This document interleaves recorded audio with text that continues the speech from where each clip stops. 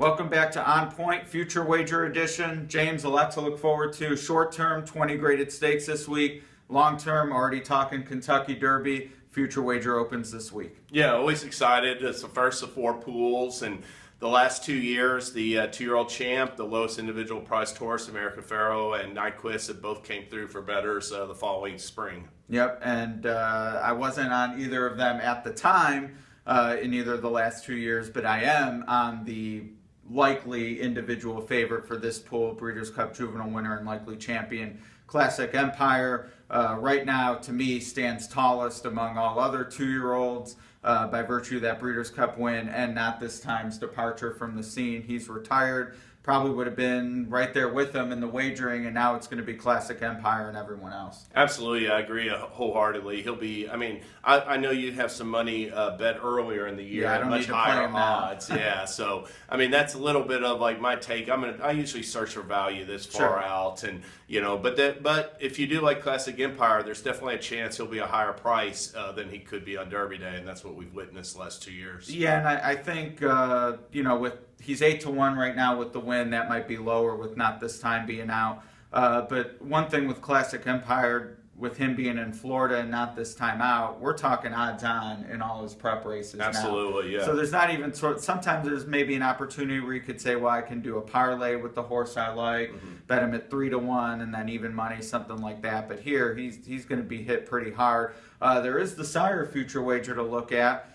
Speaking of American Pharoah, Classic Empire shares his sire, Pioneer of the Nile. And last year, Uncle Mo was a higher price than Nyquist. So even people were betting Nyquist, you could have got a better price with the sire. More horses, that might be worth looking at this time as well. Yeah, absolutely. You put together a dynamite package of information showing all their 3-year-old male offspring and give us some sire stats. So, yeah, there's some good info there. Yep, we'll put a link to that in the comments below. And one other thing I'll point out with the sire wager, I'm writing a blog on this, but some of the horses who figure to take money, a lot of offers in the Derby, Bernardini, Tappet. I'm definitely going to fade those, and not saying I'm going to make a bet for sure, but I'm looking at either freshman sires, as Uncle Mo was last year, or a horse who's done it before. Yeah, that's a good point with Bernardini, because I think last year he had about 5 possible contenders, Greens Point Crusader and some other promising ones, and only one of them, Shagath, who wasn't even might have been on the radar, but he was the only Bernardini in the field last year who was unplaced. So yeah, that's a pretty neat little feature in that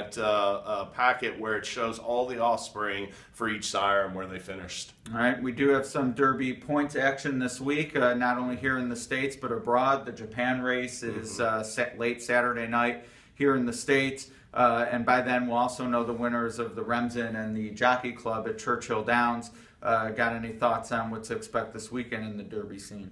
Well, just going to be really like keeping an eye on like some well-meant horses in there. Obviously, like McCracken and the Kentucky Jockey Club 2 for 2, and that Motown came out of a good Saratoga maiden race and broke his maiden real impressively last time. So he'll be one to follow in the Remsen. Yeah, and I think we talked about it for the Breeders' Cup. Looks like a decent crop. The Classic Empire won out on, but to me, even the ones we're starting to see, maiden winners and now the stakes this weekend, are pretty solid too. So it should be a good road. And I'll throw in Irish War Cry. He's a curling colt. I might look. He's 50-1 on the morning line for the Derby Future Grand Motion.